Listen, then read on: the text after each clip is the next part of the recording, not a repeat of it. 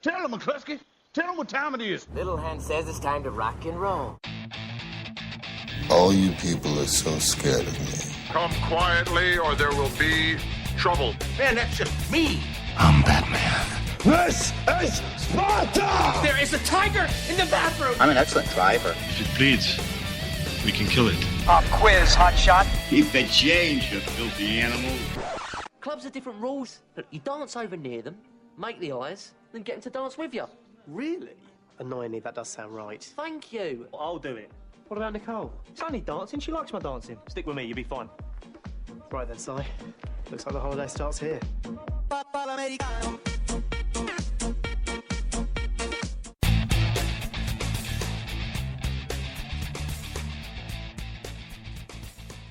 Hello and welcome to this week's Monday Movie Show for Sunday, the 10th of August. So it is the 10th of August. It's insane. I'm Andrew. And I'm Stuart. And we'll be with you for the next 90 minutes or so as we go through and have a look at, first of all, some movie news, the UK box office top 10, and then these new cinema releases. Before we go on to that, I bet there's one thing you didn't realise. What? We've been doing this 3 years now. It is 3 years. I thought, is it this month or next month? It's this month. It's this week. It's technically this show now. This is the 3 years we've been doing this.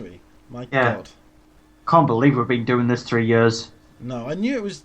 I couldn't think. I said to someone the other day. I said it's been 3 years.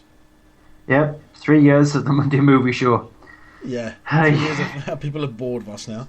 Pretty much. Yeah, we're reviewing these Planes, Fire and Rescue, which is the sequel to Planes, obviously. Another sequel with The In-Betweeners 2 and God's Pocket. Yeah. As well as then going on to the home releases section where we'll look at the UK DVD and Blu-ray top 10 and these new DVD and Blu-ray releases. Yeah, we've got Hunger Games-esque kind of film with Divergent. The Muppets are back with Muppets Most Wanted. Drama with Calvary. Over-the-top martial arts, chop suey epic adventure action film with The Raid 2. Horror remake with Patrick Evil Awakens. And Chinese Zodiac. If you are listening to us live, hopefully you have found the details of the show being moved, as it does happen, on mondaymovieshow.co.uk. If you're not, you can always check out that website. Feel free to go there, have a look now, and you can see exactly full details of what's on tonight's show. You can also join us in the bottom right-hand corner of the Spreaker website, where you're hopefully streaming to us, to click on the little speech icon to join us in live chat and give us some feedback on the show as we go. So let's go on to the movie news. You want to go first? I've got one, but you've got a couple of pieces. Yeah, just one other thing. If people are interested in listening to the show live or whatever, and follow me on Twitter, Cryptic Tadpole, when the show goes live, it goes a message goes live on my Twitter account. You can also just click that and listen to it on Twitter. And on Facebook. I didn't know that worked. Did we get that to work? Yeah, it works on Twitter. So I've just checked it there, and yep, you just click the little view media thing, and you can listen to us on Twitter without even having to go on to Spreaker. It's awesome in that way. But then on Spreaker they can join us. Yeah, they can chat and give us feedback. Yeah. And in a moment, if I get it sorted out, I shall be putting in, hopefully with breaks this time, the list of the UK top 10, so that when we do go through that, you can give us your feedback on the movies there if you want while we're going through them. Yeah, I was going to say it will eventually get on iTunes, but that's not going to happen. It will. I promise I will look into that. But my news is I've only got a couple of pieces of news. Not overly interesting week when it comes to news. But the first piece is, according to Deadline, Eli Roth's new film, The Green Inferno, is being postponed indefinitely. Open Road, the studio set to release the film, said the reason for the delay is down to disagreement over publicity funding with financier Worldwide View Entertainment.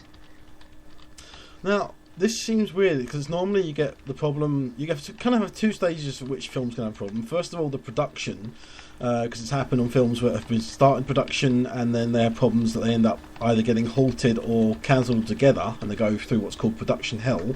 And then you get ones like this where it's due to distribution, and that's normally over who gets the most money out of, who gets the most percentage, who gets what not, and everything. And sometimes, I mean, I don't know if this is an argument because of that finance, or if it's because of the fact of that Eli Roth's films aren't necessarily sort of aimed at everyone, generally, are they? They generally find it a bit harder to find a bit of a hardcore audience.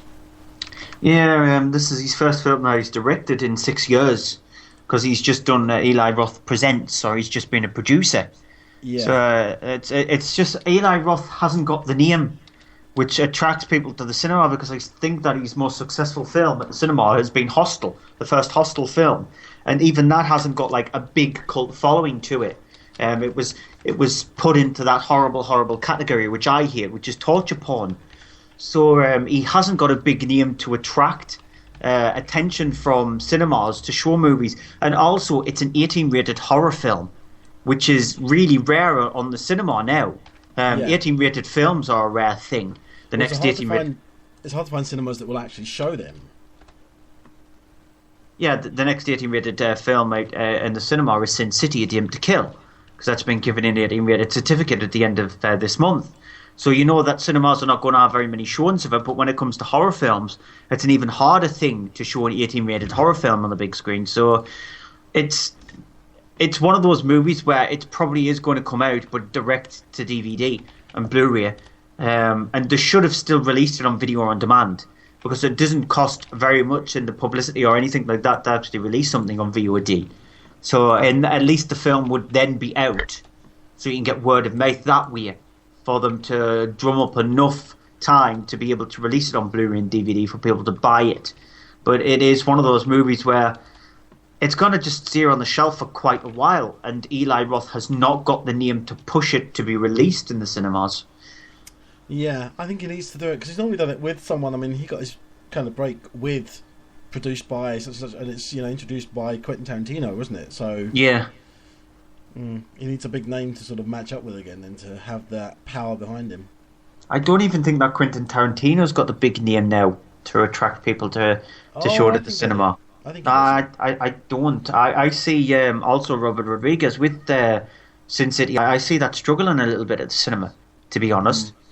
So we'll just see. Before I go on to my final piece of news, is I just want your thoughts on what do you think of the new Terminator title. Terminator Genesis, spelled Genisys. Yeah, it's like, okay, where did they get that suggestion from? I wonder. Did some teenager suggest it by text? Yeah, or a dyslexic. It's just pathetic. It's horrible. Just stop it. Yeah, and also the Venom spin-off title called Venom Carnage. Well, it's called Venom Carnage because Venom and Carnage was a spin-off. In the Spider-Man thing, Venom is a symbiote and Carnage is the symbiote's offspring. So there's actually two symbiotes as a result of that. So that's why they're going to have both of them in it at some point, presumably. But it's still Venom Carnage, and also Pride and Prejudice and Zombies is actually finally going to get shot. It's a movie that's been in development hell for a hell of a long time. Pride and Prejudice and Zombies. I still haven't watched Cockneys vs Zombies yet. Ah, that's a good film, but Pride and Prejudice and Zombies, brilliant. My final piece of news is Universal and Imagine Entertainment have acquired the film rights. Sorry, that's the film rights to all of Anne Rice's novels and her son's Christopher Reeve's The Tale of the Book Thief. Universal expected to remake the 1994 Interview with a Vampire, which will be produced by Brian Grazer, Alex Kurtzman, and Roberto Orsi.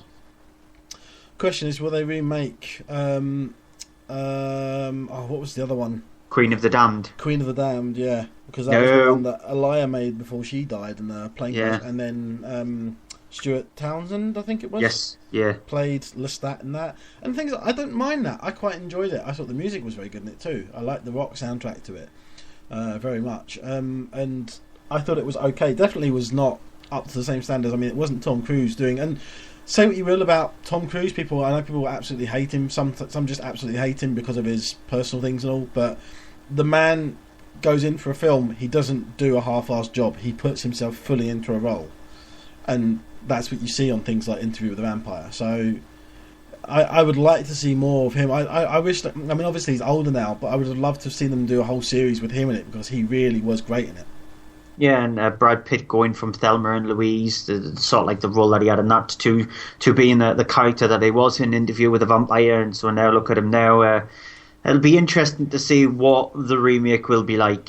Because it's going to be a remake, but I doubt they'll remake Queen of the Damned. That movie, I didn't like it. I thought it was a mess of a film. So we'll just see, because they've got the rights to every one of her novels now, and if she creates another novel, they'll have the film rights to that, and I think she's got one coming out very soon, so... Say how many there are, because I don't know how many there are. There's a couple of films, there's a couple of novels that she's done in the Vampire Chronicles that are Stat Chronicles, so I don't know how many exactly there are, but there are a couple of films, so they've got a few to work on until she writes another one. So there's at least like 4 films that can make out of them. Okay, interesting.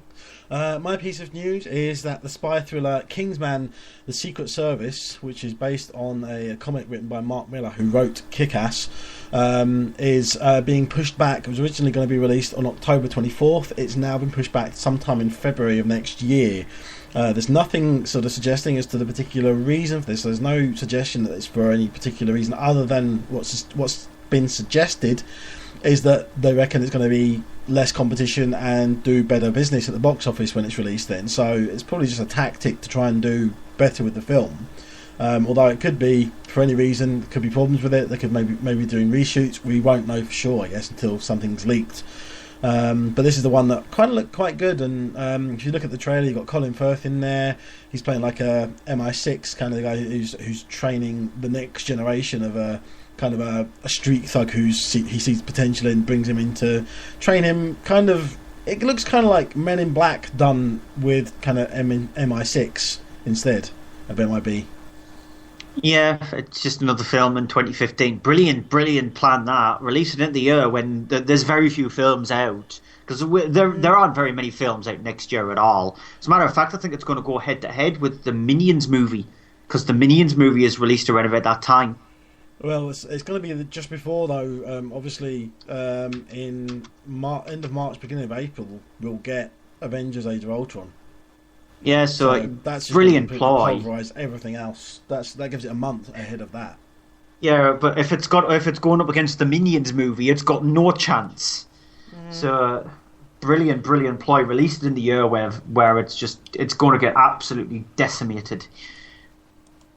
Yeah. UK box office top 10. Let's go straight onto that then. Starting at number 10 with Earth to Echo. Which is not a bad film considering what it is. It's a kids' adventure film that's rated PG, which isn't animated. It harkens back to the 80s films of Steven Spielberg and things like that. So it's not bad. It could have been an absolute car crash of a mess.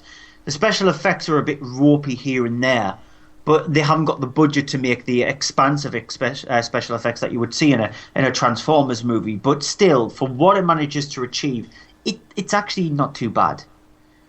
It's really enjoyable. It reminded me a lot of those kids' films when I was younger, which there haven't been any kind of like that really for a while now. So it's kind of filling that gap. Super 8 was the last one for me, which reminded me of that era. But Super 8 was really... It was aimed at teen audiences that grew up then to kind of remember that. This is actually aimed at kids. So this is... I don't agree with you on that one. I saw Super 8 as more of a homage to the 80s films. This is more of like a Frankenstein's version of the 80s films. It's taking elements from each one of those films from the 80s and making a movie out of it. Whereas Super 8 was a homage to that kind of thing. So it is reminding people who were like teenagers in the 80s that that's what your teenagers were like. But it's also telling kids that that's what their families were like or whatever. So I don't see it like that. I'd love Super 8. New entry at number 9 for Step Up All In. 5th Step Up movie, we didn't even bother. Because they're just... Following. I mean, we have seen some of them, but... I reviewed the last one, Step Up 4. No, well, I didn't review it, but I did see Step Up 2 or 3, I can't remember which one it was. Step Up to the Streets or something? One of them. I think that was it, was that the second one? I think it might have been. Yeah, and it wasn't bad. I mean, it's nicely choreographed stuff. It's stuff that it deserves, or at least the older ones did. I don't mind them because they deserve the respect for the skill of the dance, but they're not really a film. It's more skill of music video directing than film directing. Yeah, because like I said, I reviewed the last one when it was released on DVD and Blu-ray, but it's a movie that just copies itself. It's exactly the same premise about a group of kids who go in a dance contest to try and beat this other gang, to try and probably save their town or city or some kind of monument of some kind. it just looks too predictable. The dancing, yeah, fine, brilliantly choreographed, but do you have to see 5 films to watch that kind of stuff? No. The thing I've heard about it is basically it's all set in. This one moves to Las Vegas, and brings in characters from the previous films, brings them back. That's why it's all in. But the thing one of the things I did hear a review say is like it does the same kind of thing every time, where they get all the way to the end and they go, "Hang on a minute, we need to change what we're doing and come up with something quick." And then 5 minutes later, they've completely changed the routine and done all this. And it's like, when did they have time to do that? It is the case in the film. It's actually not just that. It's with everything that they do in the movie. When do they have time to do that? Is because the way it's cut together, and you're thinking to yourself, that would take a lot of dance groups who appear on these programs like Got to Dance or something like, or on Britain's Got Talent. It would take them months and months and months to choreograph that stuff. Yet you've managed to be able to do that in a week. Yeah, I'd love to see one of these ones done like that. It'd probably be about 3 hours long, though. It would be as long as the movie at number 8, Transformers: Age of Extinction. Well, yeah, it felt longer. It's not too bad. It's nowhere near as bad as the last 2 Transformers movie, but it's still a film that Michael Bay needs to reel back a lot of his Bayisms. He's chopped a few out of it, but he needs to think that a movie doesn't have to be 7 hours long to make it epic. It doesn't have to be a non-coherent storyline to make it interesting. It doesn't have to be about CGI messes just beating 7 tons of steel out of each other. It needs to be entertaining, and that's what this film isn't.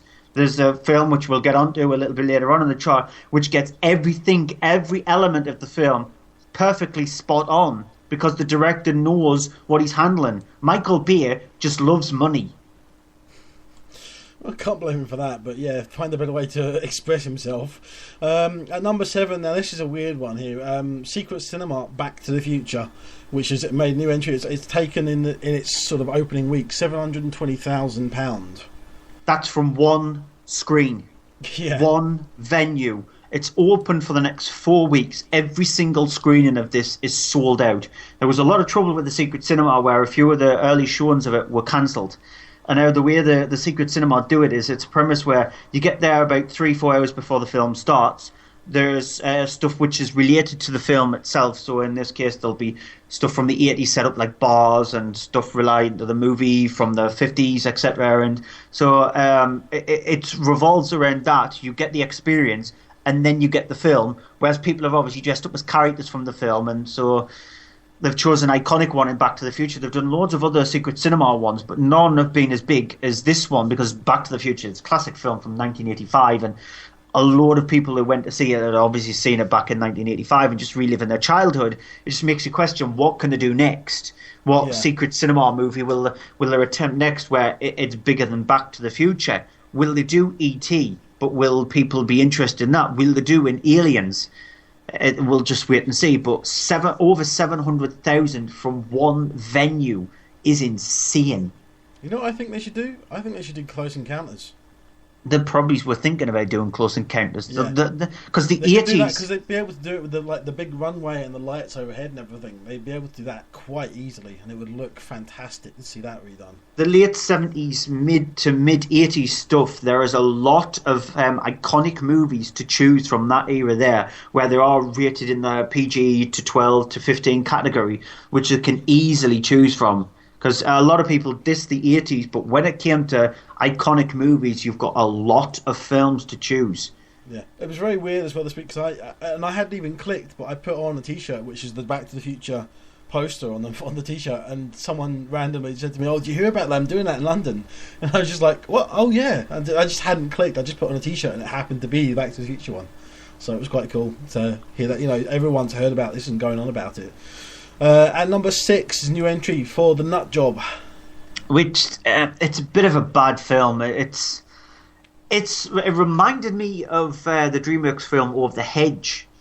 It feels like a spin-off from that film, and Over the Hedge is a DreamWorks movie which just a lot of people forgot about because it's not interesting at all, and that's the same with this one. That. It made me laugh. I quite enjoyed Over the Hedge. Yeah, because there's a squirrel character in Over the Hedge which is very, very similar to the squirrel character in The Nut Job, and the animation is okay. It's nothing like Rio 2 even, or Lego Movie or anything like that, or How to Train Your Dragon 2. it's just the storyline is so boring and the characters are so bad because they all want to do one up on each other. They're all really nasty to each other, and it just does not give a good message. This is one of the ones I still haven't been able to see, and I want to see it because the trailer does look good, and the trailer did make me laugh. But I'm just wondering, is that one of these examples of everything funny in the film was in the trailer? Yeah, the film itself is just not very interesting at all. Okay. That's kind of disappointing to hear. Number 5, still doing quite well, despite drop down, is The Purge Anarchy. Yeah, it's fine.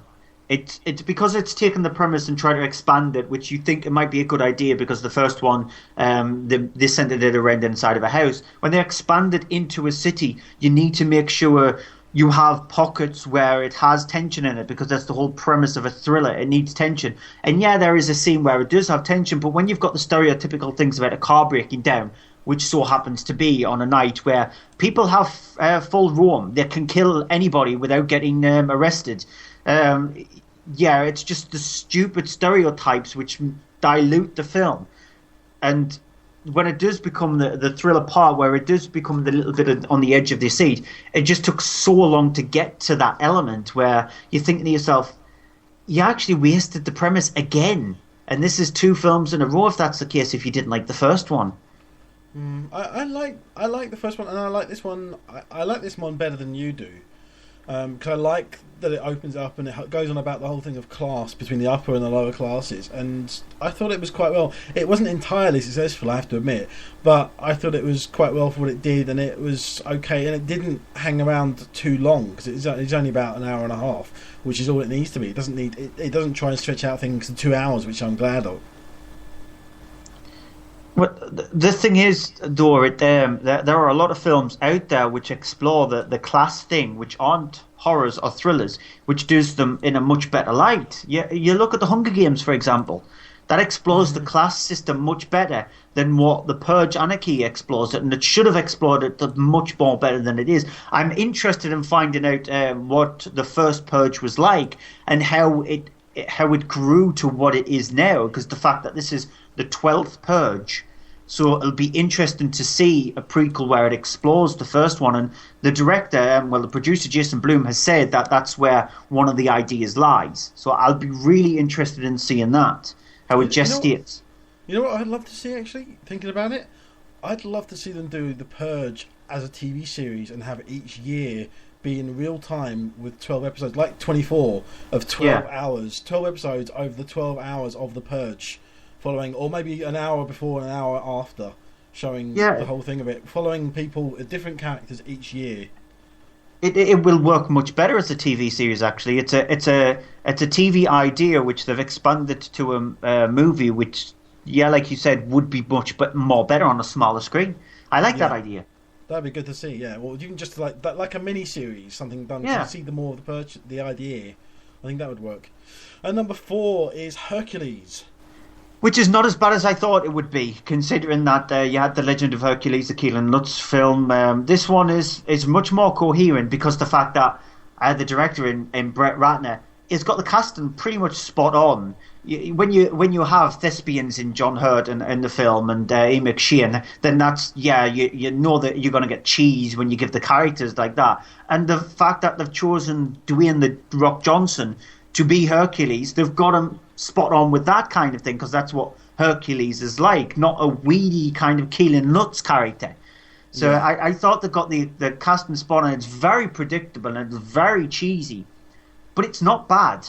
Yeah, and some very competently, nicely handled action sequences. I thought I really enjoyed them, really got into it, and it kind of at times reminded me, honestly, without the gore, but honestly reminded me of Braveheart at times with the fight sequences. I won't go that far. I'm not saying it was as good as that, but it had that scale that was kind of had in that. No. Yeah. No. At number 3, it's been hanging around for weeks and still doing well. How to Train Your Dragon 2. Yeah, go to see this instead of The Nut Job. How to Train Your Dragon 2 is a miles better film than The Nut Job in every single department. Yeah. At number 2 is Dawn of the Planet of the Apes. Yeah, it's no surprise that this was going to be the number 2 film of the week, considering that the movie where it was actually at number 1 there. Dawn of the Planet of the Apes. The storyline is weaker than Rise of the Planet of the Apes, but I think the character development is slightly stronger. I love the interaction between the apes, between each other, and the human characters as well. And there's proper threat not just between the apes and the humans, but in each one of the camps, and explores them properly rather than just pasting over one of the camps. So I really, really like Dawn of the Planet of the Apes, and it was my favourite summer blockbuster movie until the number 1 film came along. Yep, which is Guardians of the Galaxies, coming quite impressively, taken 6 million in the UK. Give you an idea, Dawn of the Planet of the Apes took almost 3 million, so it's doubled that in this week. So it's quite an increase. Yeah, and it's got a better opening weekend than both Captain America films, than Thor, and the first Iron Man film. So it needs to pat itself on the back for that as well. But Guardians of the Galaxy is easily by far my favourite Marvel film. I thought Avengers Assemble was my favourite Marvel film. This is by far my favourite one because James Gunn has got everything spot on. Like I said earlier on in the chart, James Gunn is just... everything is spot on. The special effects are fantastic to look at. There is that thing where you've seen too much CGI in the movie and you just want them to tone it back a little bit. But to be honest, I didn't care, because the characters are so brilliant in the film. The action set pieces are brilliant. The witticistic remarks were from every single one of them, rather than just one of them spurting out witticisms. It's just everyone has got a very funny line, at least one. So in Groot's term, the smirk on his face after he's managed to take away a load of guys with just one swipe of his vines from his arms, and so just I loved the movie. It is definitely in my top 5 of the year, and that's a superhero movie. Yeah, and we were saying before the show, you've seen it twice, and you're planning to go. You almost went to see it a third time. You're still going to go and see it a third time. I've seen it 3 times, and I'm pretty sure I'm going to go and see it a 4th time. I would have if I'd had a chance yesterday. So It has that repeated viewing appeal. Because I know a lot of people who've seen that. They said that they've seen it and then they want to go and see it again because it's just so fun. It's that rare thing for me that I loved it more the second time over the first time, and then the second time I saw it on IMAX 3D, and I loved it even more the second time because I was still laughing at the jokes. And when you can laugh at the jokes for a second or third or fourth time, multiple viewings, you know you've got a special film there. And so I loved Guardians of the Galaxy. Yeah, and it has a fantastic soundtrack, which was number 1 in the US on iTunes and number 2 in the UK, and that's got like 70s songs, which are brilliant, bringing them back too. I mean, that's part of, I think, the success. It's got a great soundtrack everyone loves. Yep, it's just everything about it is awesome. To take the line from a specific film, it's number 2 in the compilation album top 10 this week. Yeah. So going on to this week's new releases, going to start off straight away with Planes, Fire and Rescue, which is directed by Robert Scalloway. It is the sequel to Disney's Planes, which was a spin-off itself from Disney's Cars, which was actually Pixar. But now, as with Planes, Fire and Rescue is completely Disney, nothing to do with Pixar. It is Disney Toons is the studio that it's given sort of that product under. You have Dane Cook returning to voice Dusty Crop Hopper, who in the first film went from being a crop hopper, a crop dusting plane, to going into entering races and successfully doing that. Here he's at the start of the movie we find out he's got a bit of a defective part in part of his engine is no longer up to the strain that's being put on it when he's entering into races. You see at the opening he's got loads of winning medals and such after he's won loads of race after race after race.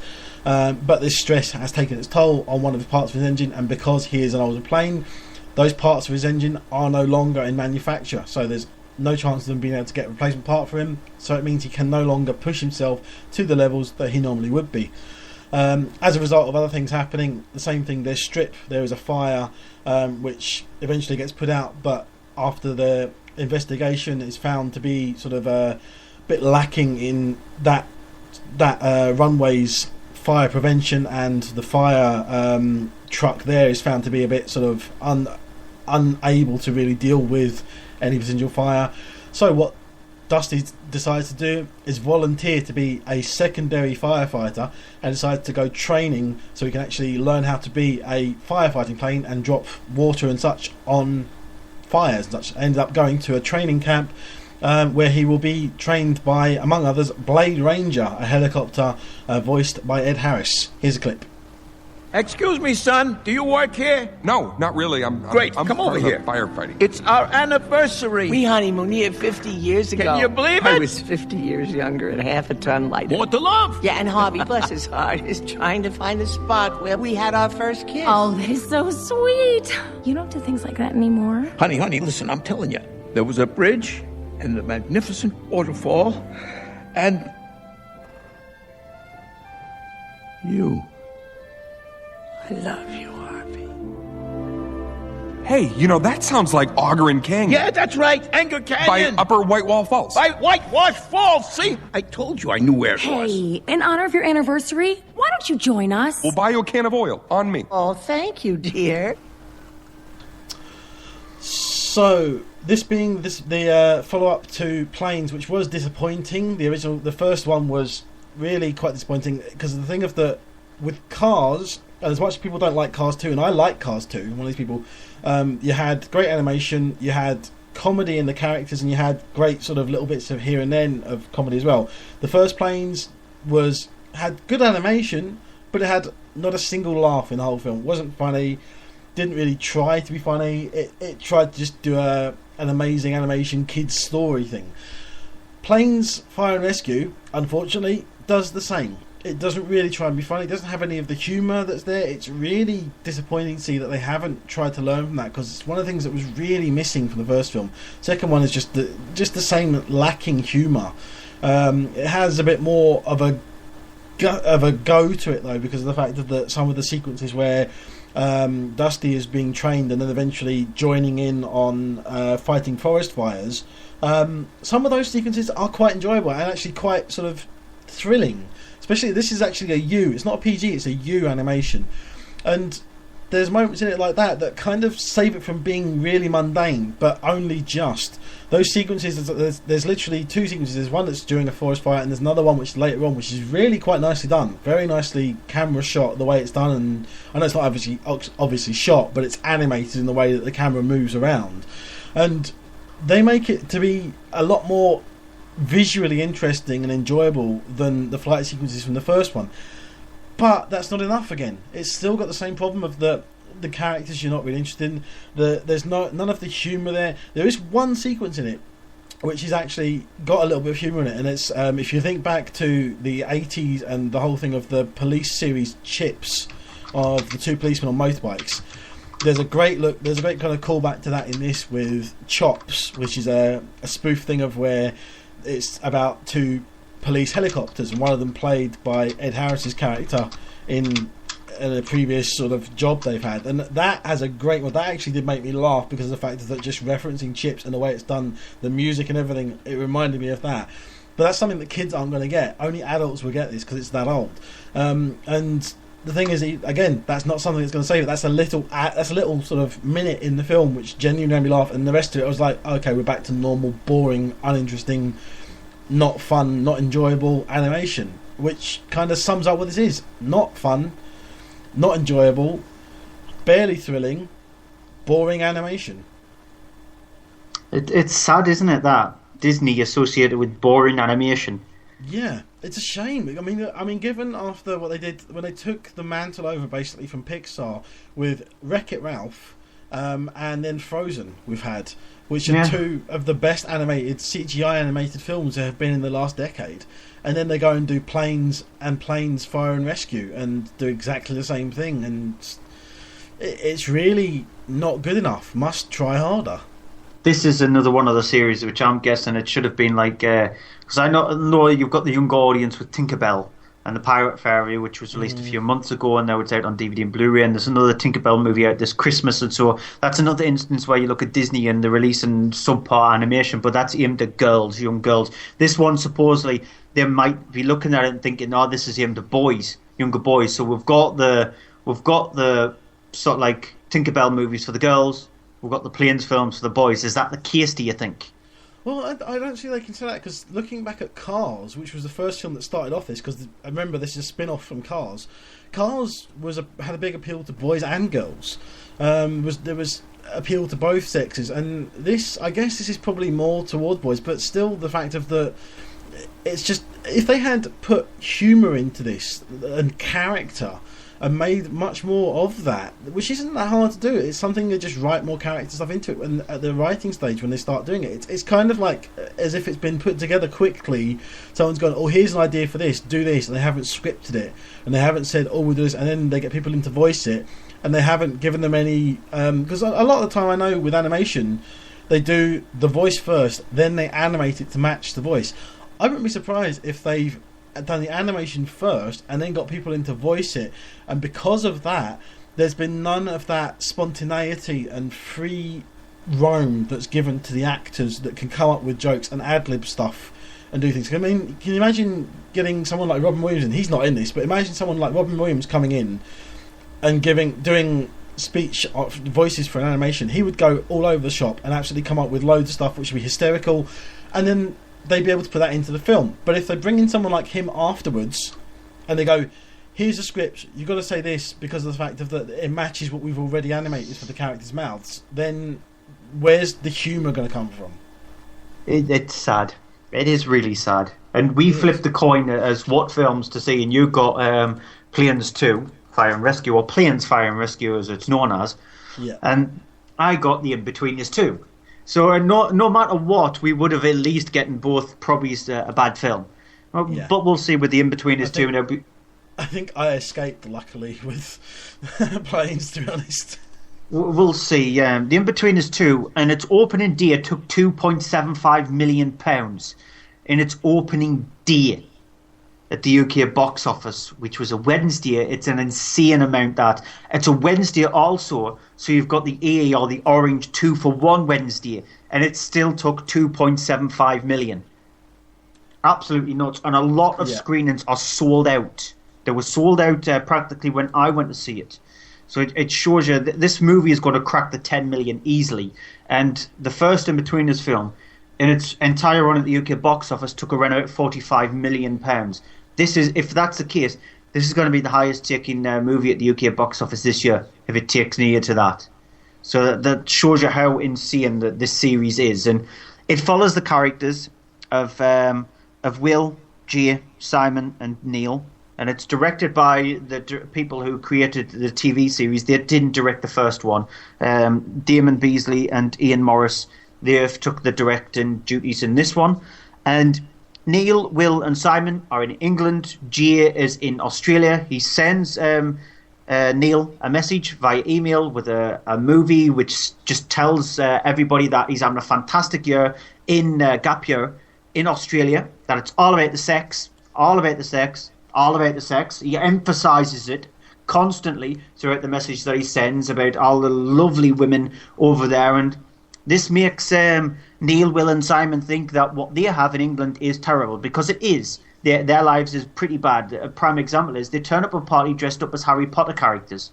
Neil dressed as Hermione. Yes, sorry, there is that idea is making me laugh. I'm kind of... There is a scene in the film which involves Neil, a dog, him wearing a dress and no underwear. I'll just leave it at that. Okay, yeah. Yeah, and so then they decide to join Jay in Australia. They go over to Australia to try and surprise Jay, because he's this big, huge, massive DJ. I'm not going to mention his name. A lot of things I can't actually mention in this film, to be honest. He's working at this huge, massive nightclub in Australia, one of the biggest, to be specific, in Australia.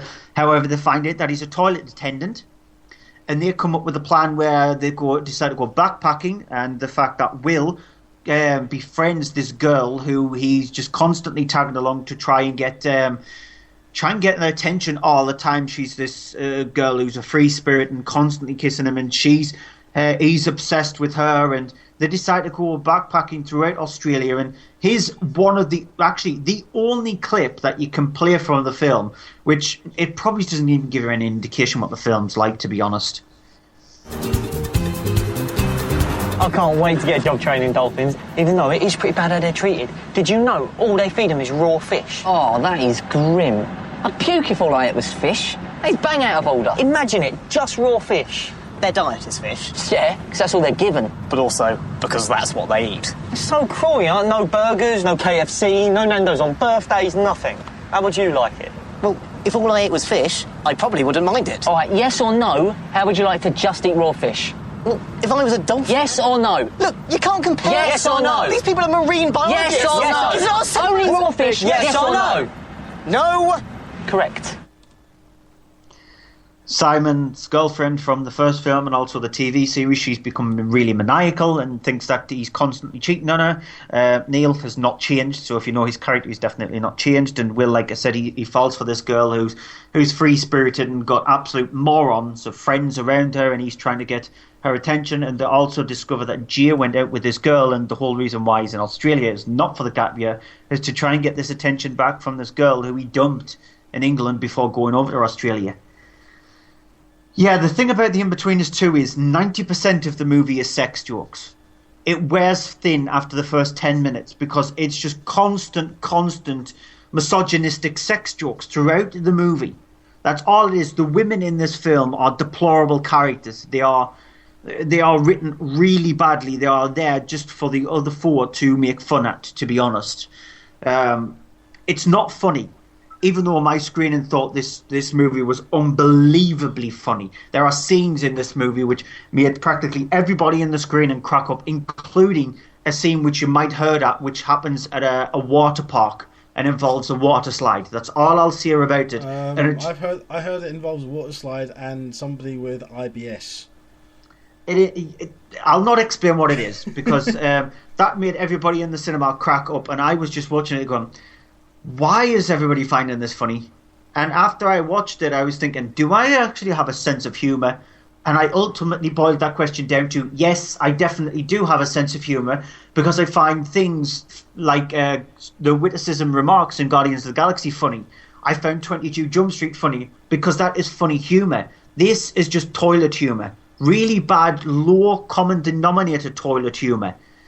And so it's on par with the first one. If you like the first one, you'll like this one. If you didn't like the first one, like myself, you will not like The In-Betweeners 2, because the fact that it is just them just spouting out sex jokes, and you can't see where they can go from here, because each one of the actors are now into their mid-late 20s, and they're supposed to be playing people who have just finished high school. So if you're in America, that's people at the age between 16 and 18. So they are supposed to that, and they can't take it any further, to be honest. Maybe it's one Christmas special, but that's it. It should have been a series where they ended after the first one, when they said they were going to do it, rather than just make a movie where it's just misogynism, sex jokes, and it not being funny. Okay, so the third film we're reviewing this week from cinema releases is God's Pocket, which is directed by John Slattery. It's based on a novel by Peter Dexter, and it's set in the borough of what's called God's Pocket, is an area, a sort of suburb of Philadelphia, which is a kind of a working class, rundown neighbourhood, where you have a lot of people sort of live in sort of below sort of decent quality in housing and working sort of just sort of basic jobs. You have amongst them the main character played by the late Philip Seymour Hoffman, who plays Mickey. He, at the start of the movie, very opening start of the movie, we see him at a funeral with his wife, played by Christina Hendricks, who are there for her son, his stepson, his funeral, Leon, who's played by Caleb Landry Jones. The movie then jumps back 3 days earlier to events that happened before that, where you see Leon is alive still, and all the things that happened to result in his death, and then things that go from there with Mickey involving things that he's sort of doing on the side. He's kind of connected through second hand through sort of to a character played by John Turturro to the mob, and at the same time then, after Leon is dead, he is then having to sort of deal with the situation of that, because he wants to try and fix things, because things between him and his wife are not quite well, so he wants to make sure this kind of goes through and the funeral gets done okay, even though the sort of the funeral director is not making things easier. The funeral director being played by Eddie Marsan. Here's a clip. Something happened to Leon over at that job. Something nobody's told us yet. Anybody tell you anything you didn't tell me? All they told me was that something dropped and hit him on the skull. That's the whole thing. Something else happened. It did. Okay. I'll see what I can find out. Okay? So, here's the thing with God's Pocket. It's meant to be a dark humour film. It does have elements in there which are darkly humorous. They're not massively funny. There's a couple of bits in it which got quite a bit of a laugh from the audience, but not really as if the kind of laugh they were intending, I believe. It was more kind of a sort of a, oh wow, they actually went there kind of thing, and that happens. And there's one point in particular where something happens and you kind of can see it happening, see it coming, but it still makes you laugh. But it's more of a drama than a comedy. It just has these moments that happen that are quite, some of them are quite sort of shockingly funny, because it's, you're not expecting it, but then you go, oh wow, you know, I can see that happening, and it's just sort of ridiculous. But the problem is with it that the film has a really great atmosphere to it. It's very nicely shot, it's very nicely directed. It's got this really great dilapidated look to the neighbourhood and everything that's going on. But it has this weird thing of that you have a character in there who is a reporter from the news who comes in basically reporting the death, who's misreported it, then goes into investigating more and becomes more connected with the characters, but is very out of place. And unfortunately, this is, I think it's annoying because it's played by Richard Jenkins, who's a fantastic actor. He's one of my favourite actors. And his role is very dark, and he's playing kind of an alcoholic, and he plays it really well. Same as Philip Seymour Hoffman plays it very well. Everyone in the film cannot fault their performances. Caleb Landry Jones doesn't have a big role, but he has a great part, and the part he plays is very messed up as well. But it kind of is trying to say, I'm a dark comedy, and it's not comedy enough. It's too serious and dramatic, and if it had played the more serious and dramatic, it would have been much more successful. As it is, it just ends up being mildly sort of misanthropic, really, and kind of very, very sort of unsure of everything, which is okay, but it's not what it's trying to be. So it's missing that, it's failing in that kind of regard. It wants to be different, it wants to be something else, and it's not. And I'm not saying that it's a bad film, because it's not. It's nicely edited, nice directed, nicely acted. It's great to see Philip Seymour Hoffman in something again and being absolutely brilliant. He holds the screen perfectly. It's just a reminder again of him having passed, which is a shame. But it's kind of a B grade movie. It doesn't hit the right spots that it's trying to. So it unfortunately doesn't manage to do what it's aiming for. It's a real shame, but it's good, but it's just not that good enough. Yeah, well, it's really sad to see, because it's one of his last films, isn't it? Yeah, I mean, it's got there's another film coming out which is based on a John le Carre novel, The Most Wanted Man, or A Most Wanted Man, which isn't long till it comes out. And then there's the two Mockingjay parts 1 and 2 for the Hunger Games. Which, as far as I know, he filmed everything before he did pass. So, I mean, it's nice to see him, and it's good to see him, and great performances from everyone. But it's very kind of, the film finishes and you just go kind of, yeah, you know what, yeah, and that's sad. A shame. Yeah, that's sad, a shame. Yeah. So that's it for the week's new cinema releases. We're going to take a quick break, after which we'll get straight into the week's home releases. Back in just a moment. From page to screen. So they have 9 times out of 10 they have to send it back to you unopened or just throw it in the garbage can. Things don't always look exactly as we envision our life to look. But sometimes it works out and turns out even better. Gregor Fisher, his bacon number is 2 because he was appeared with January Jones in Love Actually, and January Jones and Kevin Bacon appeared in X-Men First Class together. I've got to say, the very Harold and Kumar 3D Christmas, now that just makes me want to rush out. It's about the acting, about the writing. That's really what theatre is for me. Probably had more names than Prince or whatever. Never mind, there's a joke for the oldies. Be like, who's Prince? Who's he? I'd just like to see Mr. Freeze hiring his bad guys going, right, okay, so you're a psycho, right, can you ice skate? Head over to iTunes, Spreaker and Stitcher and put in the search box from page to screen. Hello and welcome back to this week's Monday Movie Show. You're into the home release section of the show where we do our DVD and Blu-ray films of the week. We're looking at these films. We have Shailene Woodrow, I think is the name. Woodley. I keep getting that wrong. Is starting in the first of a series of films, again from Lionsgate, like Hunger Games, Divergent. We have the sequel to The Muppets with Muppets Most Wanted. We have a small Irish film with Brendan Gleeson in Calvary. We have a Indonesian sequel with The Raid 2. We have Patrick, Evil Awakens. I'm not sure. I'm guessing from the title that's a horror film. Yes. Yeah. And we have Jackie Chan back, both directing and acting and doing so many other things on one film in Chinese Zodiac.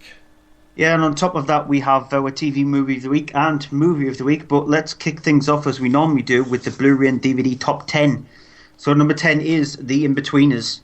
Yeah, I mean, I don't like this. I'm not a fan of the series. I have to admit, recently I did end up, for some reason, channel hopping one night and found the end of the first movie, about 20 minutes left at the end, and I ended up sitting and watching it again, and I didn't laugh, but I didn't change the channel, which is weird. But yeah, I didn't like it. I'm not a fan of the series, not a fan of the film, and I'm going to have to see the second one to review it, but when it comes out on DVD, but gladly that's, 5 months away. Yeah, and sorry there if somebody had a big massive scream in the background. Yeah. That wasn't me murdering something, it was two cats fighting. I thought it sounded like a bird. No, it was actually two cats fighting. On my street, there is one cat who's an absolute psycho. It chases after cars and dogs and things like that. And yeah, it's saying, this is my street, nobody's allowed on it. It's brilliant. At number 9, it would have been nice if it led into this film, but it doesn't. It's non-stop. Well, it does. You kind of have, instead of on a street, you have Liam Neeson going, "Get off my plane! This is my plane." So Liam Neeson standing at the other street. This is my street. Get off my street. This is my street. Get off my street. Yeah. Where's the bomb? Find the people. Bring back my daughter. Where's my family? Yeah. They're on the different country. That's Harrison Ford. I have just actually hurt my throat. Yeah, no, Non-Stop's not bad. It's enjoyable. It's ridiculous, but it never goes to the point of where you kind of entirely lose the plot. It's competent, and for a film that's set on a plane and features what it does, it's not bad. It gets away with it, and you kind of it doesn't stretch believability too far. Yeah. At number 8 is Rise of the Planet of the Apes. Yeah, this is in here because obviously Dawn of the Planet of the Apes is out. It's absolutely fantastic. You need to see it for Andy Serkis' performance alone, and the CG work on it, which just is impressive, but it's all based on his performance, and it's fantastic. Really well done. At number 7 is Need for Speed, which is okay for being what it is, as in a stunt film, and everything in it being practically done, and one of these films that kind of harks back to the 80s films with action films done with practical effects, no CGI, no do it later in special effects, all done for real, and that on its merits it should be applauded. The acting, no. The story, no. Nothing else in it really is worthy of seeing, but the stunts are good. At number 6 is New Entry for Startup, which is the complete opposite because there's no stunts in it, but the acting is absolutely fantastic, and it's all about this whole thing of being in a prison. It's rated 18 because it's got several uses of particularly strong language words, and then some little violent moments, and some really good though insight into you getting kind of the head of someone who's in prison and has that prison mentality of kind of being backed into a wall, keeping your back away from everyone else so you can see who's coming at you, and it's very well acted because of that. At number 5 is a new entry for The Legend of Hercules. Yeah, the lesser of the two Hercules films, this one being the one with Kellen Lutz and directed by Rennie Harlin. It's absolutely terrible. Honestly, one of the worst films that I've seen this year. It will definitely be in my top 10 worst films of the year. It's just awful, and it kind of... here's how awful it is. I think is it a 3D Blu-ray, isn't it?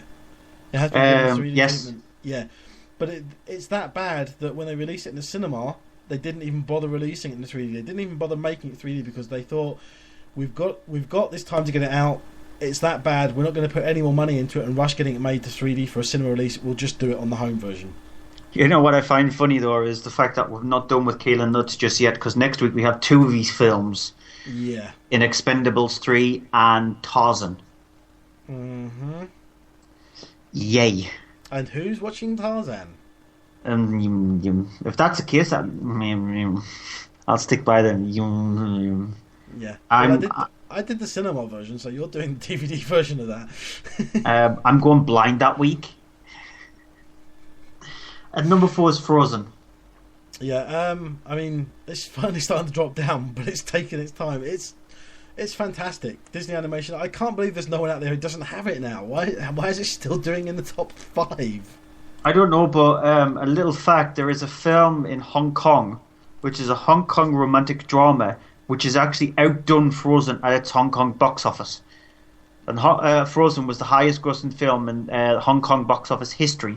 And this film, which I can't remember the name of, is a romantic drama which has outdone it. Is it animated? No. No, it's a live-action romantic drama. Okay. Brilliant. And number 3 is Noah. Noah. Yeah, we do this every week. An hour of ridiculous, honest to God, you're watching it going, who thought up this crap? And then 45 minutes of really good acting from Russell Crowe in a moment where he's got a dilemma, and genuinely almost Oscar-worthy performance for 45 minutes. And then half an hour at the end where it just goes back crap crazy and you're like, what? And then the ending where you just kind of go, sit there scratching your head like an ape going, what did I just watch? Exactly.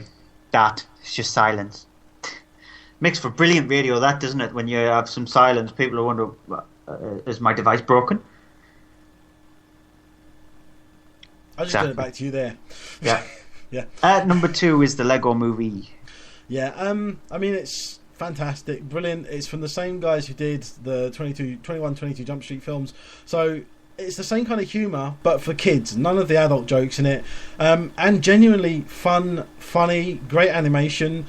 It's got a good heart to it as well, because it has the whole thing of the story of being a kid when you're making things and having rules to it and stuff, and then growing up, and really well done, really great, and honest, genuine surprise when I saw it the first time of how it twists things by the end of the movie.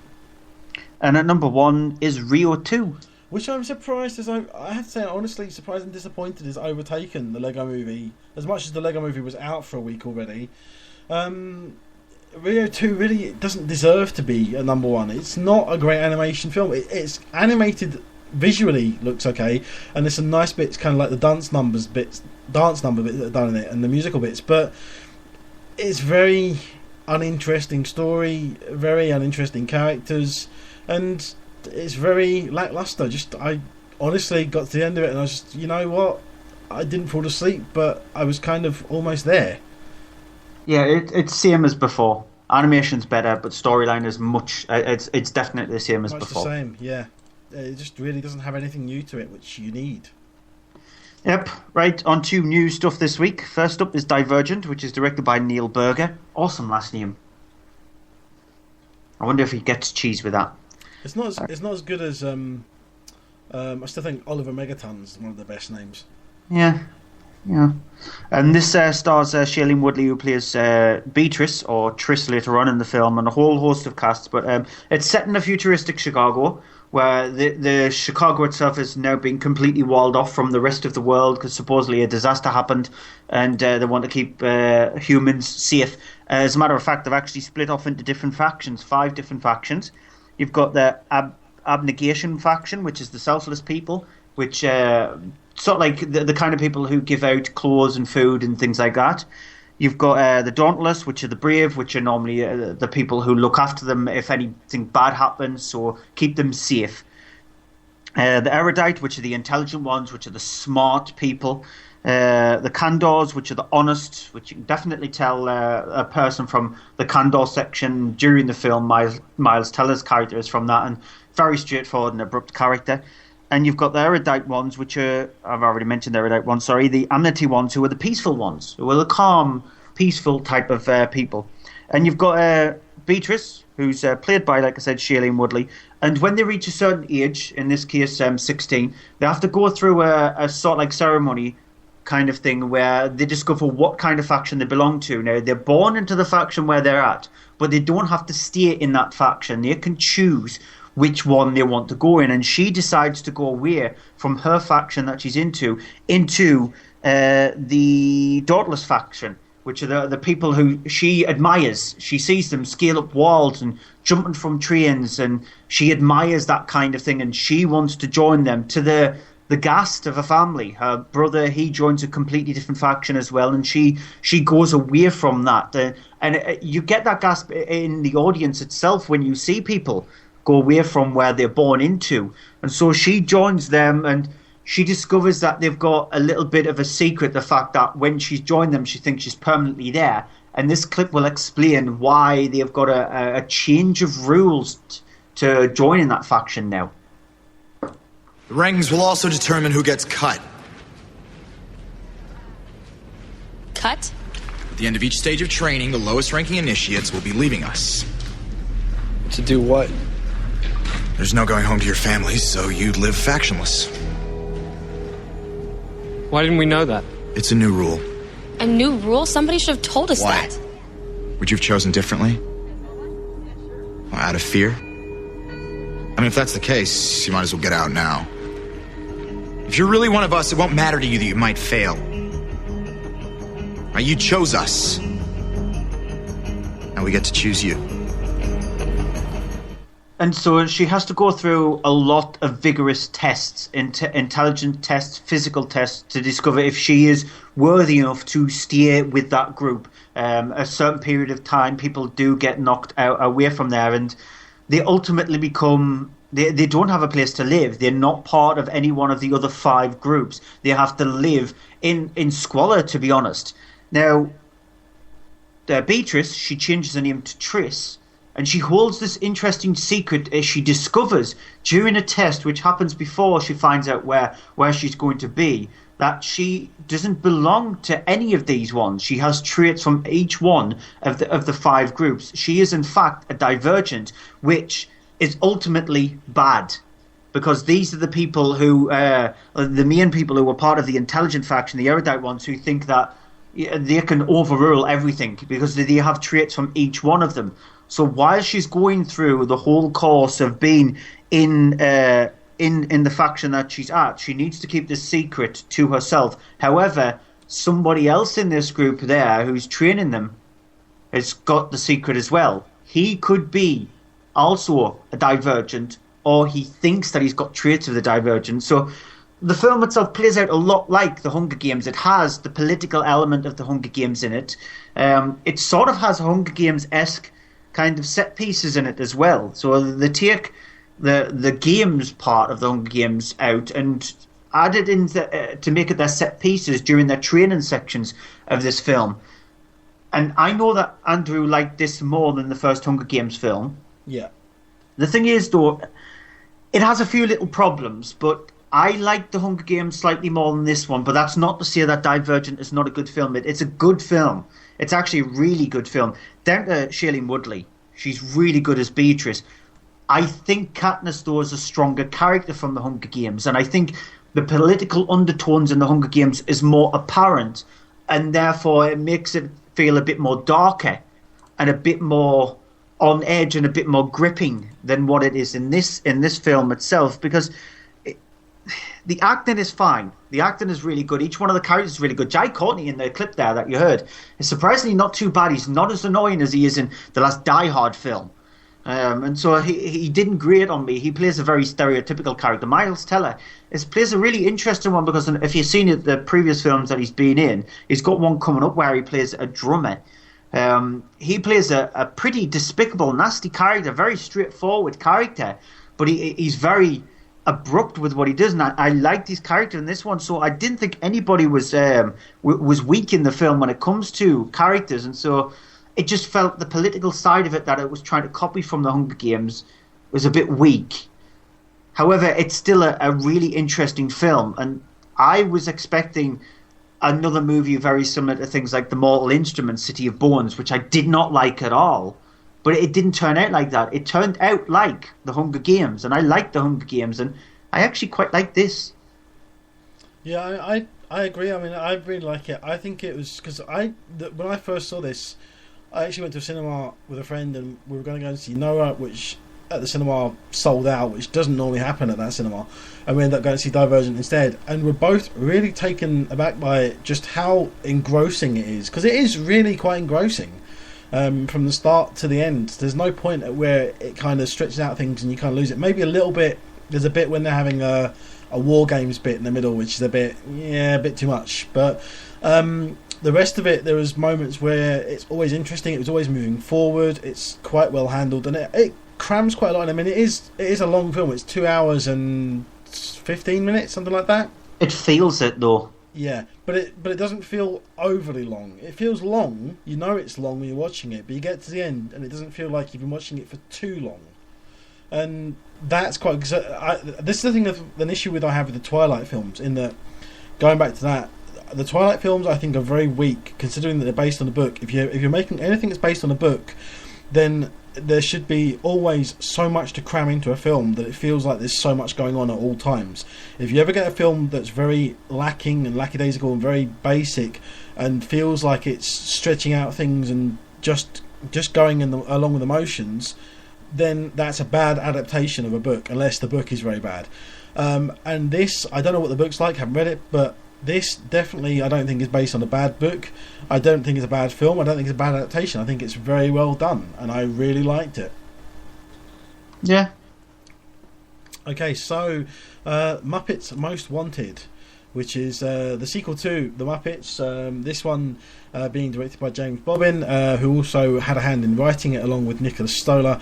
It doesn't have the people involved with the first film. Jason Segel, who was involved both in acting and writing with the first film, is not involved with this film. He doesn't even appear in it, even though it does start off exactly at the end of the first film with the big song and dance number and the effects. The fireworks of the end is the first thing you see on screen.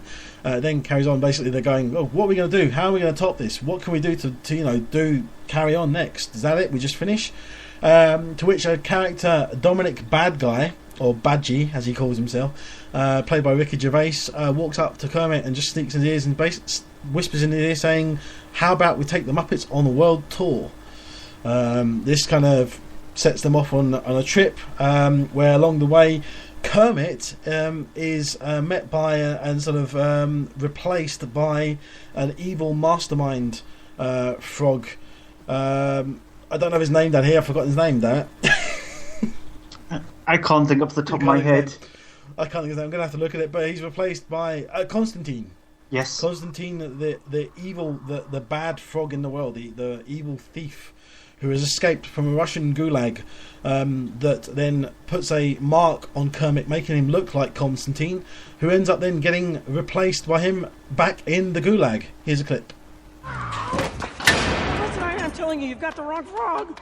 If you are not Constantine, why do you have that mole? It's not real. Someone glued it to my lip. As far as authorities are concerned, you are Constantine. Glue or no glue. Make yourself comfortable. You're going to be here a while. Well, I wouldn't be so sure. My friends will be here soon! Now, lights out! Turn them back on. I can't see anything. You'll have to wait till I'm out in the hallway. It's figure of speech.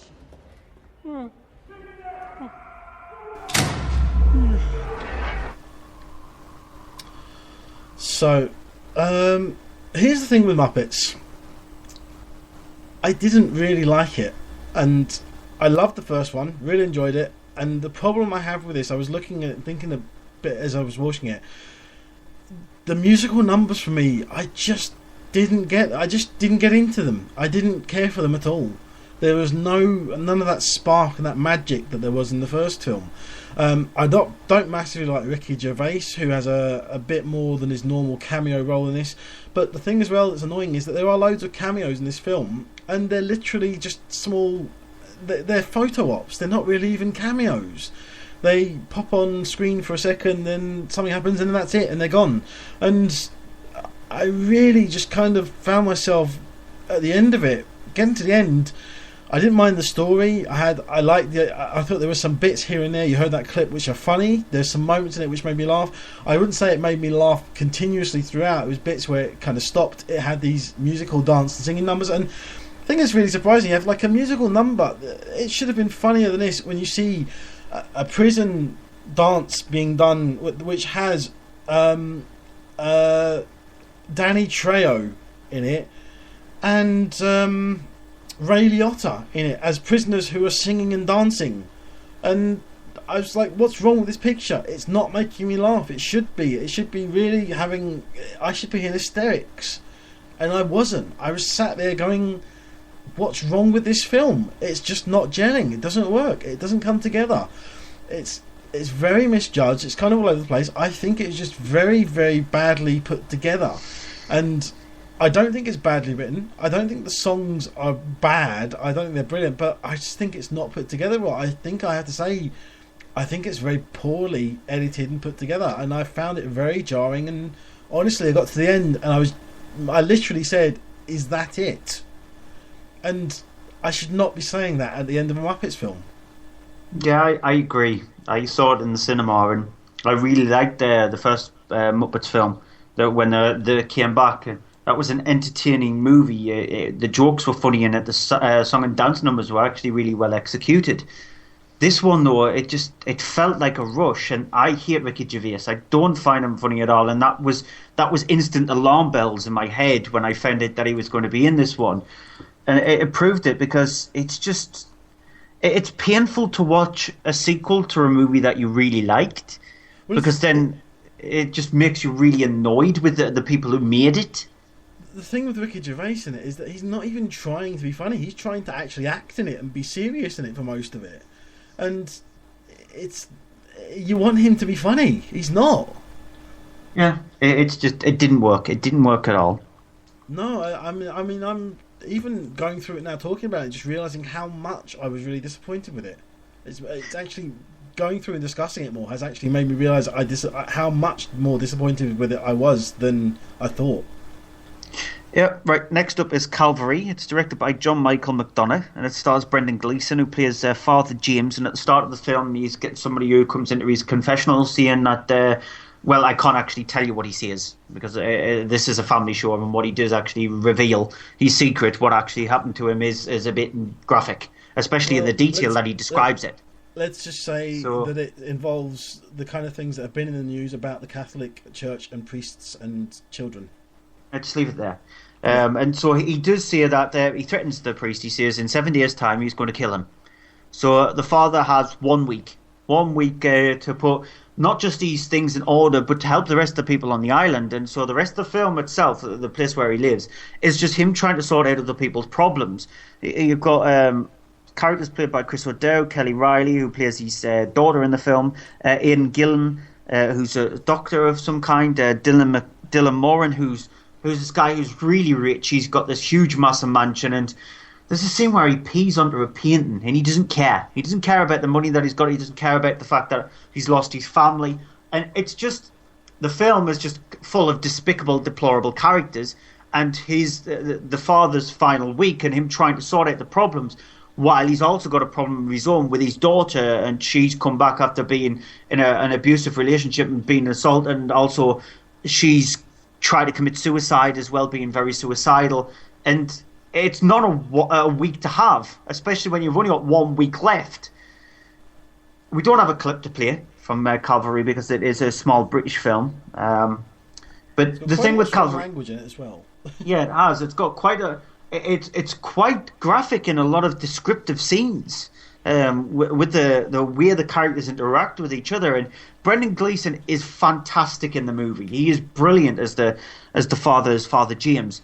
The rest of the characters I hated. There isn't another character apart from Kelly Riley's character who plays Fiona, his daughter. I quite like. There's a couple of nice emotional scenes between them both.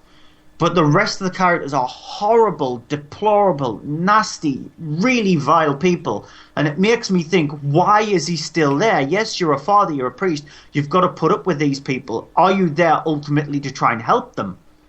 And I would actually instantly come to the answer no, because I would not help any of these people. They don't mind. That's why you're not a priest.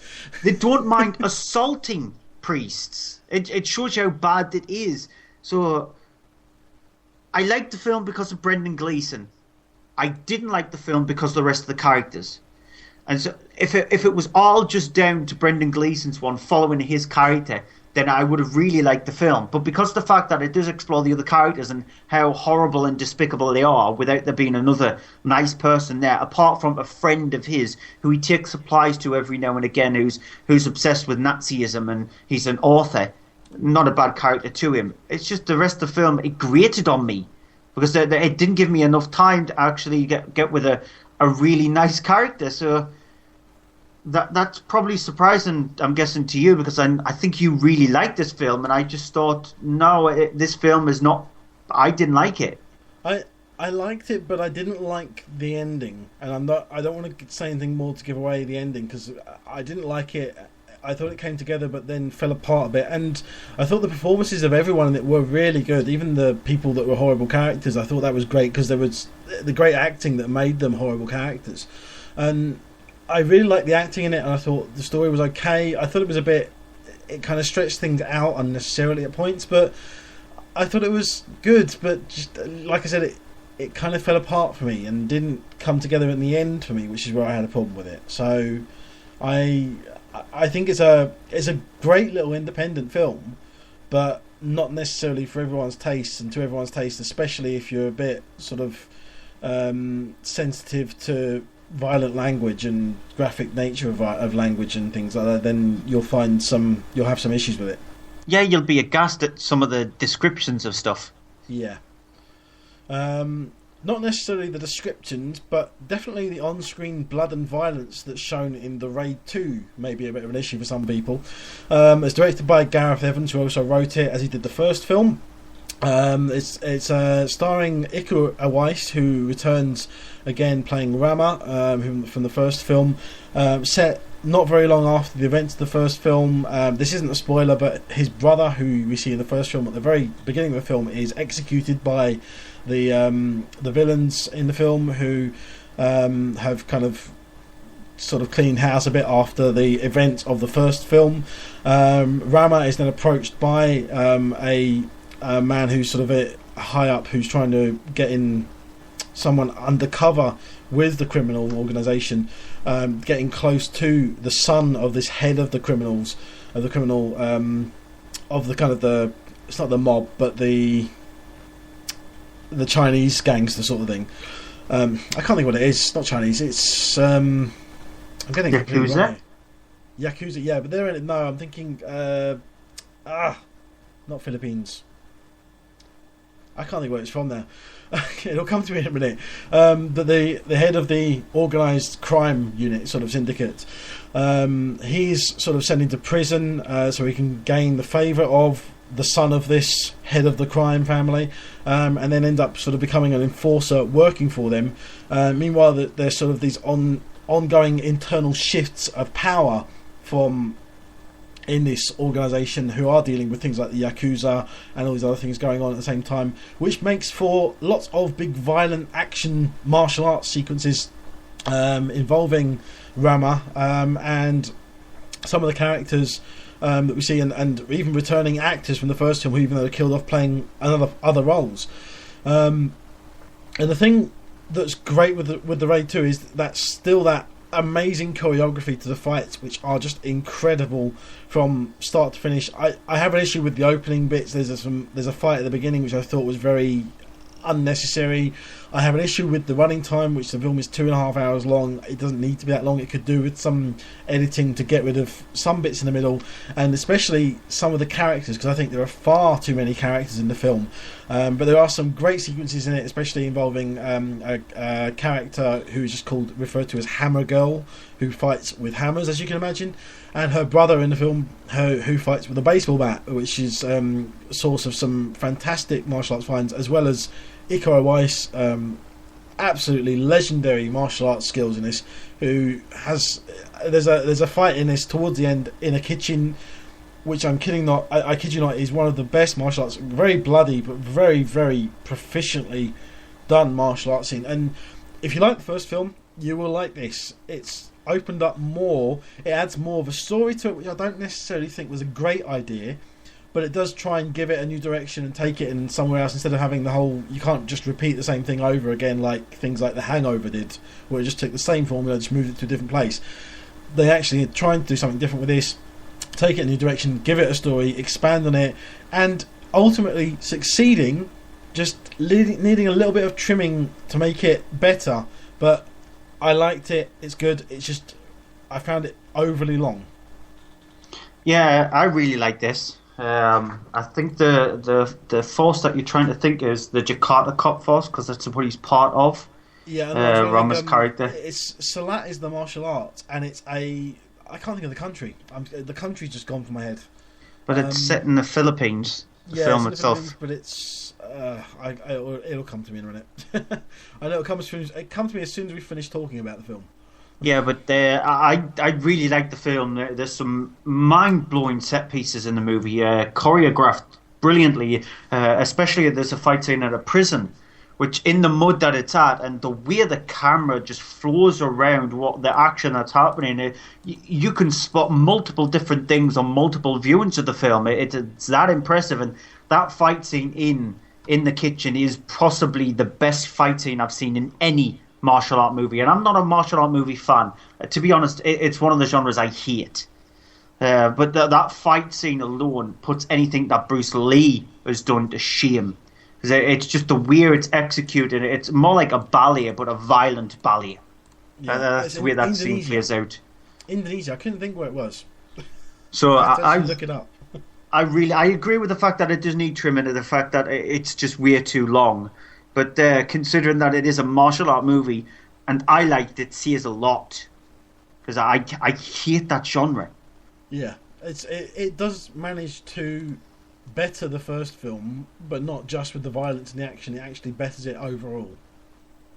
I prefer the first film, if I'm being completely honest, over the second one, because the first film just does not give you any breath to breathe. It's just non-stop. Yeah, it doesn't have the pressure of the confinement that the first one does. So that's the problem with it. But it has. There's a car chase fight in it, which is one of the best things I've ever seen. A car chase with a fight that you don't see that very often, and it's brutal in this as well, and it's very well done. The whole film's brutal, but yeah. On the next release is Patrick, Evil Awakens. It's a remake of the 1973 film.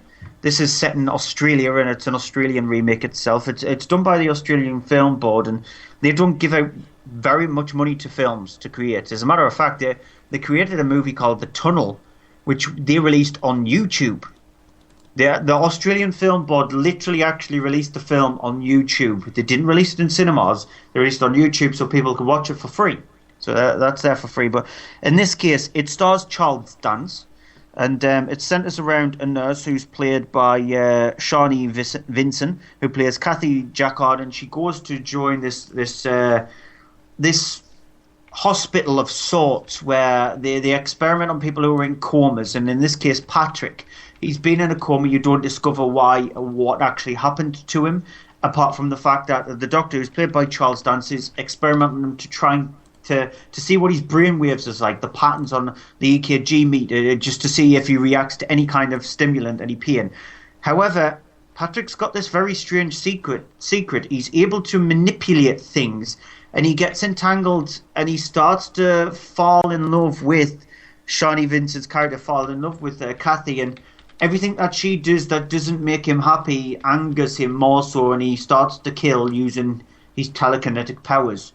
Here's a clip that sets up sort of like the basic premise of their relationship. Hey, Patrick, this might sting a bit. What did you say? Oh, nothing, Doctor. I was just talking to him, I suppose. What were you discussing? Doctor, are you absolutely certain that he isn't aware of us? Nurse Jackard, I've monitored him for 24 hours a day with an EEG that registers every kind of brainwave from a fart to a nervous breakdown. What do you suppose it has registered? I don't know, Doctor. Just farts. Right, straight off the bat, this movie's terrible. It is really, really bad. Now, here's an interesting question for you. Have you watched a film where the music itself has completely ruined it? So the score or the music that the player has ruined the film itself? Yeah, I mean, it happens quite often. You get someone who just misjudges the film, misjudges the music, yeah. So it not just like completely ruined the scene, actually literally fully ruins the film. Well, yeah, all the way through, it just doesn't meld with it, doesn't match it. Any examples? Yeah, now you put me on the spot. Yeah. Trying to think. No, I'm just going blank now. It's like ask me a joke. I can't think of one. Because for me, movies like Philomena, I thought the music in that was completely I thought the music in that was completely misjudged. Well, the thing with Patrick Evil Awakens, the music in this is beyond misjudged. It uses those epic scores that you normally see in big action set pieces, in big action blockbusters like a Transformers movie or a Guardians of the Galaxy. It uses that over-the-top music for a small little horror film like this. Yeah, it's subtle. Yeah, it felt like the person who was doing the score was working on two films at the same time and mixed the music up. So he was working on a big blockbuster and he was working on this small film and he got the music mixed up for some reason.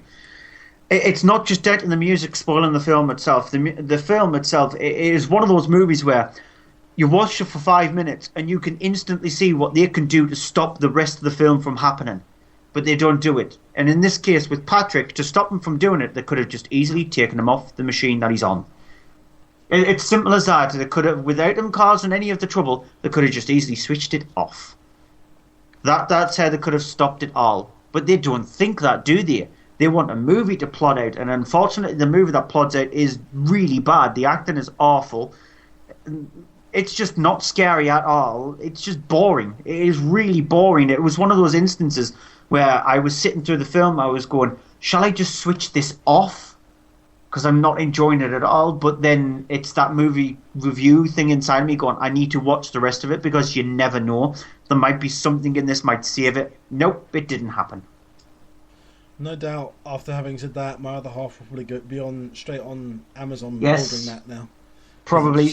Disagreeing with your view on a horror film. It's just when I think you're probably going to not make her listen to the show ever again, or just tell her to switch off when I'm doing a review of a horror movie that you know I'm going to say is really bad, because she's going to just go out and buy it to see how bad it is. Okay, I'm going to go on to the last film I've got then. This Chinese Zodiac, or it's also been called CZ12. The reason being CZ's Chinese Zodiac, 12 being the fact that there are 12 of these Chinese heads that are basically statues of different animal heads.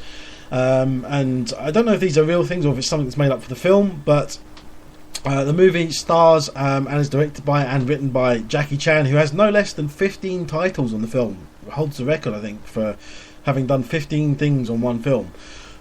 He plays himself, basically, but not himself. He plays a character called Jackie Chan. A JC in most places they call him.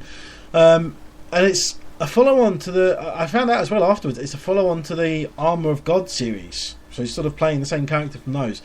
And in the movie, he is sort of brought in by some people who want to recover some of these so they can then sell them on sort of the black market and auction them. He is sent with sort of people to try and recover them and steal them from places and replace them with replicas.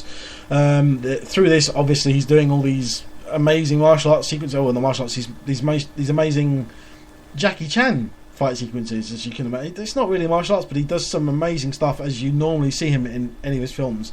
Obviously using some kind of props or the surroundings where he is. There is also an opening scene where he's basically escaping from it's like a Russian military compound or something, and he's wearing this suit that's basically like a rollerblade suit, but it's got wheels on the chest so he can lie down on the arms, so he can steer himself, and really quite intricately, nicely done, very, very well done action sequence in it, as well as some of the other martial arts sequences in it. The problem the film has, though, is the story is... It has this very mismatched kind of great action sequence, bit of exposition, bit of dialogue, story this, story that, all this person's doing this, oh yeah, and then action bit, and then comedy action bit. and then we stop. Story, action, story, exposition, and it really has too much. It goes on for too long. It's 2 hours long. It needs to be shorter. Could have done with a little bit of trimming. It also gets to a point as well where you get through more than halfway through, and there's a big action fight scene in a compound that happens. It's really fun, really enjoyable, nicely done. Jackie Chan doing his normal thing where he's using the environment around him and using props to a humorous effect. And honestly, some moments that just make you gasp at him, considering that I don't know how old he is now, but he's got to be in his 60s, and he's still flexible like mad, and running around and jumping around and diving through things. But then it goes and does this, and then tacks on another bit at the end, which just feels unnecessary. It feels like, get on already, finish. That should have been it. Don't do any more. But it does, and you kind of get to the end and go, that was too much, and it really is. Excuse me, just a bit too much. It's not bad. It's nicely done, nicely put together.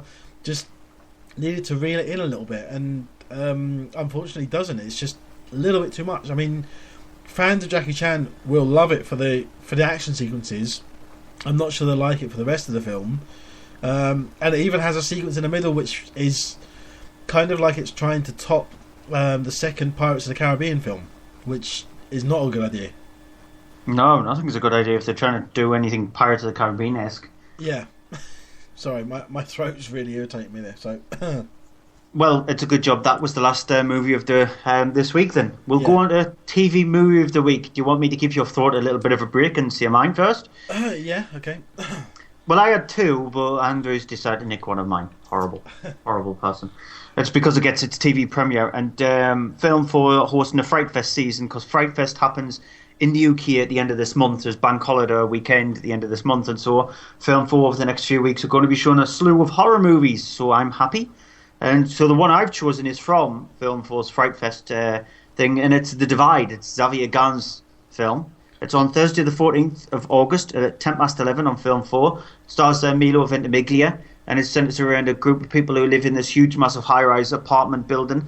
They have to head down to the basement of the apartment building because an apocalypse has happened on the outside. You don't see any of that happening, and it's just about them cooped up inside of this underground facility area inside the basement, and them trying to survive, and how the fact that they do get cabin fever and ultimately turn against each other. It's very well acted. It's very claustrophobic. It's nastily gory in some scenes. A few of the scenes are very violent as well, but it's very Xavier Gan. It is his kind of gritty, dark movie. And Milo Ventimiglia... Didn't he do the Crying Freeman live action film? I'm not sure. I know his brother Christoph Gan went on and did Silent Hill. But it's a very dark, very brutal movie, and it's the best role that Milo Ventimiglia has actually done. He's not much of a decent actor. He was in Heroes, but I think it's much better than Pathology, which is a terrible, terrible movie that he was in. But this is actually a pretty decent film. Okay. Also, as well, Film 4 is part of Fright Fest. I think are doing. They're showing quite a lot of Alfred Hitchcock's films as well, aren't they? Yeah, it's just a lot of horror films. Yeah, they're showing them late at night, which is unusual. They're showing like sort of 11 o'clock, 12 o'clock at night. One film they're showing though as part of that is on Saturday night, the 16th of August at 10:55 p.m. Tucker and Dale vs. Evil, which is a kind of tongue-in-cheek horror comedy film which stars Alan Tudyk as one of the titular characters, who are guys that find themselves at a kind of cabin in the woods. And there's a bunch of teenagers there who think they are there to kill them, and it goes all kind of wrong from there. And with honestly some genuinely hilarious laugh out loud moments in it. It's very well done. Small little film, but it's got a big massive cult following. And if you haven't seen it, do check it out, because you will, even if you don't like horror films, it's not really a horror film. It's a comedy horror film, spoof sort of thing. But it's got some gory moments in it. Be prepared for that. But they're shockingly humorous gory moments. Including one awesome scene involving a wood chipper. A wood chipper, yeah. I love that scene. Very, I can't think of the word. Very reminiscent of Fargo. Yeah, I love that scene. Yeah, but put on by the person who decides to do it. It's a really good scene, that. But that's it for this week's show. Movie of the week. Mine's very simple.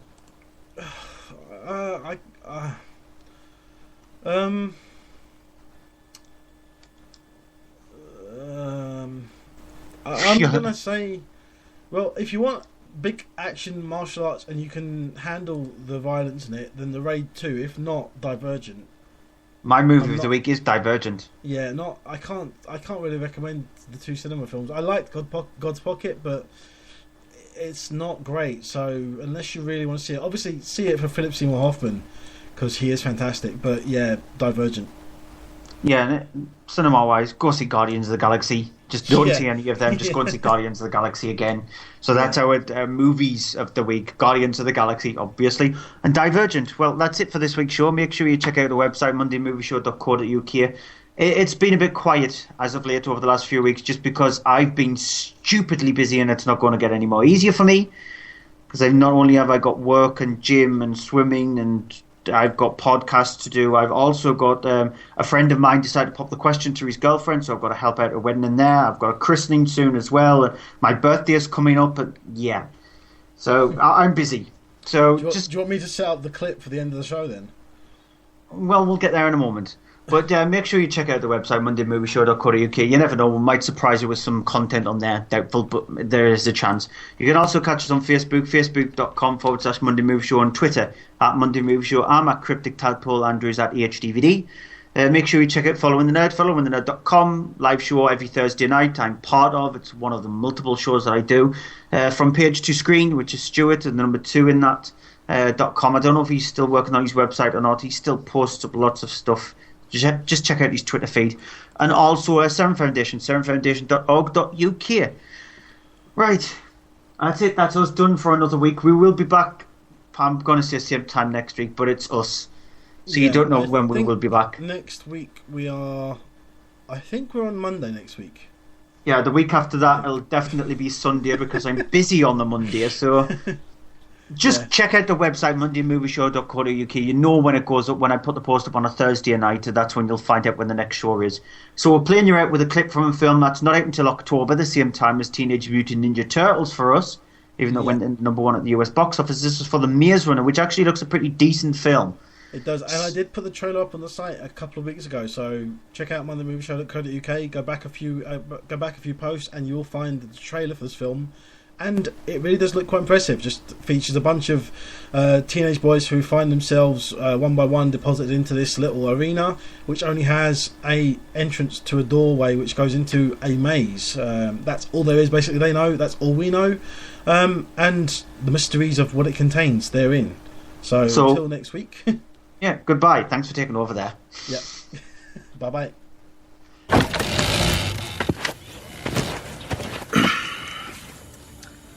My name is Albie. Can you tell me anything about yourself, who you are? What is this place? Let me show you.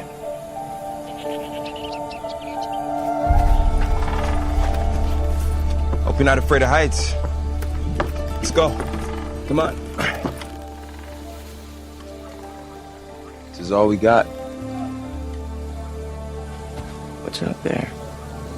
We only have 3 rules. First, do your part. Second, never harm another glader. Most importantly, never go beyond those walls.